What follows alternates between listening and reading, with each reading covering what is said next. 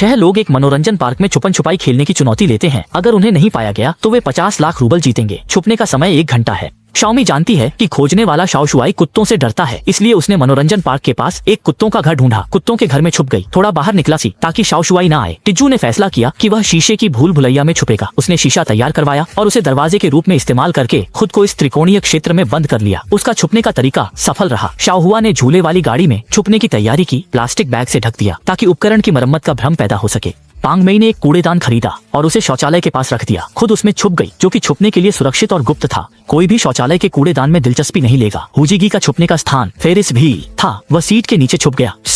अगर कोई यहाँ खोज करना चाहे तो उसे बहुत समय बर्बाद करना पड़ेगा। हुजीगी को लगता है कि वह इतना बदकिस्मत नहीं होगा कि तुरंत ही पकड़ा जाए। छुपने का समय समाप्त हुआ। शाओशुआई ने खोज शुरू की।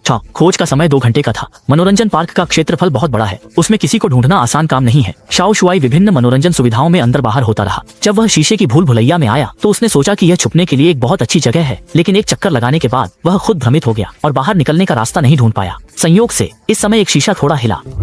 हाँ,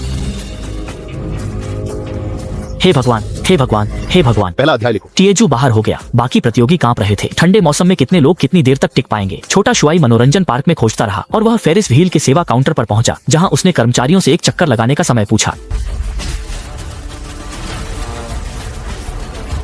छोटा शुआई इंतजार नहीं कर सकता था, इसलिए उसे छोड़ना पड़ा। दाढ़ी वाले भाई ने कहा कि सुरक्षित है। छोटा शुआई कुत्ते के घर के पास पहुंचा, लेकिन देखने पर उसे असामान्य नहीं मिला। चूंकि छोटा शुआई कुत्तों से डरता था, इसलिए वह चला गया। छोटी मई ने एक संकट से बचा लिया। छोटा शुआई ने मनोरंजन सुविधा पर बर्फ नहीं थी, यह सजाई गई थी, इसलिए वह गाड़ी पर चढ़ गया और पीछा किया।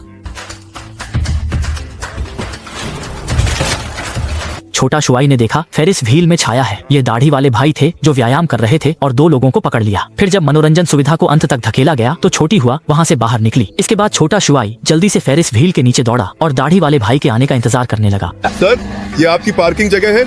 आपने लालटेन के साथ क्या किया?